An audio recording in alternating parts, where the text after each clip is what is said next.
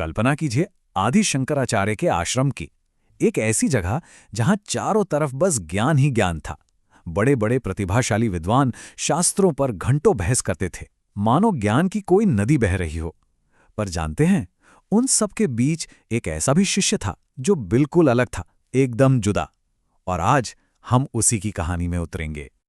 तो सवाल ये उठता है कि क्या विनम्रता से की गई सेवा तेज दिमाग और बड़ी बड़ी डिग्रियों से ज्यादा ताकतवर हो सकती है?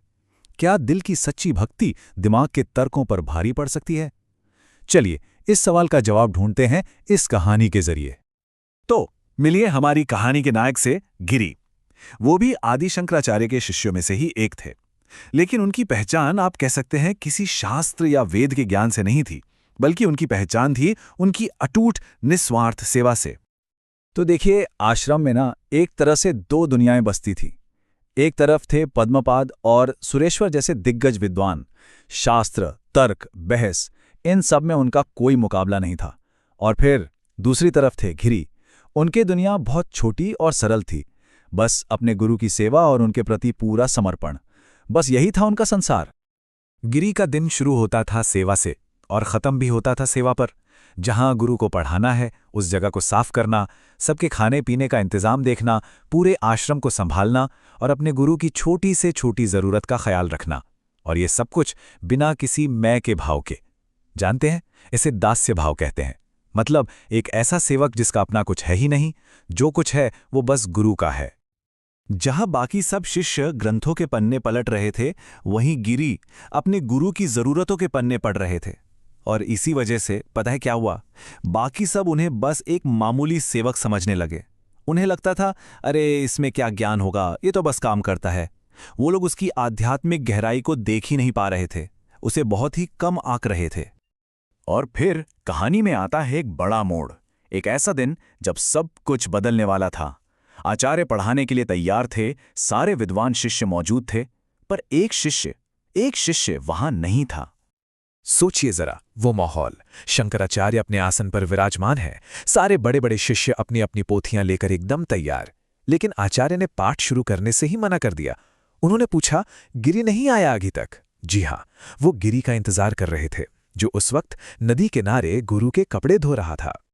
अब ये बात पद्मपाद जैसे विद्वान शिष्यों को बिल्कुल हजम नहीं हुई। उनके मन में चल रहा था, क्या उस गिरी के लिए इंतजार? वो तो एक दीवार जैसा है, उससे बात करना और दीवार से बात करना एक बराबर है।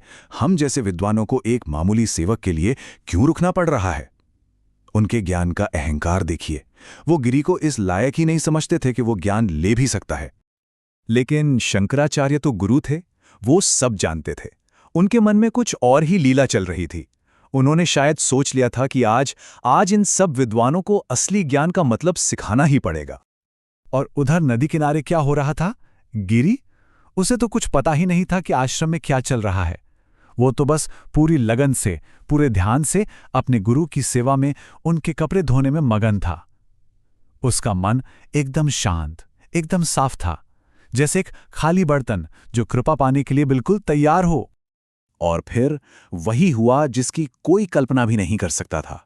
आश्रम में बैठे बैठे ही आदि शंकराचार्य ने एक मौन संकल्प लिया और अपनी दिव्य शक्ति से सारे वेदों, उपनिषदों और शास्त्रों का पूरा सार सीधे गिरी के उस पवित्र और समर्पित दिल में उतार दिया।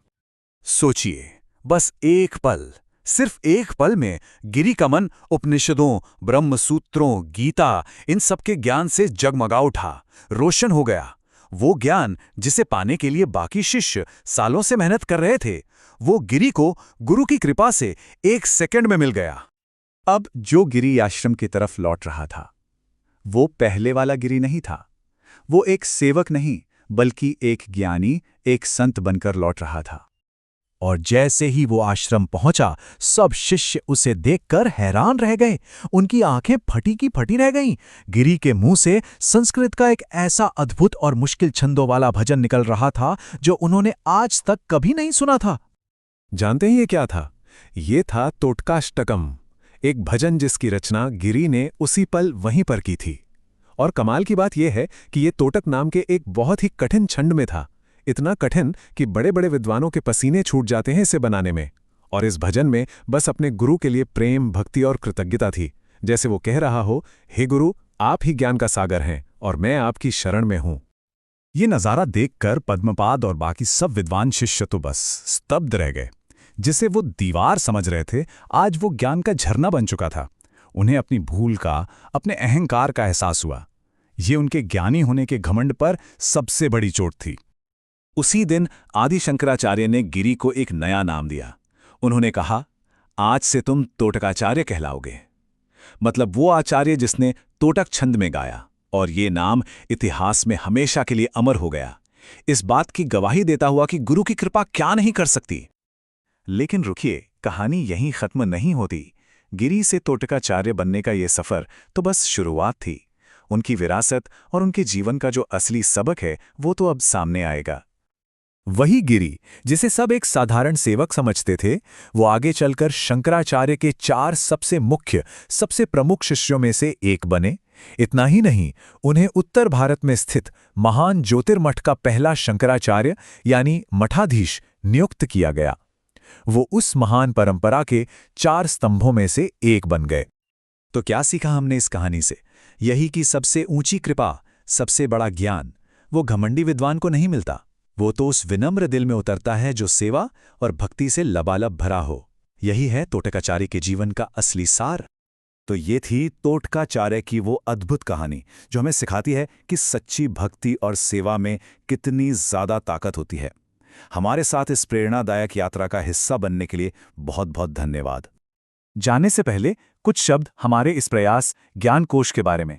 ज्ञानकोश एक बहुभाषी चैनल है जहां हमारी कोशिश है कि आध्यात्मिक ज्ञान को अंग्रेजी, हिंदी, मराठी, गुजराती, बंगाली और तमिल जैसी कई भाषाओं में पहुंचाया जाए, और बहुत जल्द हम और भी भाषाएं इसमें जोड़ने वाले हैं। हमारा बस एक ही लक्ष्य है, सनातन धर्म के जो अनमोल खजाने हैं उन्हें एक सरल, स्पष्ट और सार्थक तरीके से सबके सामने लाना। हमारे चैनल पर श्रीमद् भागवतम, भगवद गीता, महाभारत, ललिता सहस्रनामम, दैवत्तिन कुरल यानी ईश्वर की वाणी और आदि शंकराचार्य के दिव्य अवतार के साथ साथ महाराष्ट्र के महान संतों पर भी रोज प्रस्तुतियां मिलेंगी, और ये सब कुछ कई भाषाओं में उपलब्ध होगा। अगर आपको हमारा ये प्रयास, हमारी ये कोशिश मूल्यवान लगती है तो कृपया ज्ञानकोश को सब्सक्राइब करें। ऐसा करने से आप हमारी रोज की प्रस्तुतियों से जुड़े रहेंगे। और हाँ, इस दिव्य ज्ञान को लाइक करना, शेयर करना और अपने परिवार, दोस्तों और समाज में फैलाना ना भूलें। चलिए हम सब मिलकर सनातन धर्म के इस दीप को हमेशा प्रज्वलित रखें।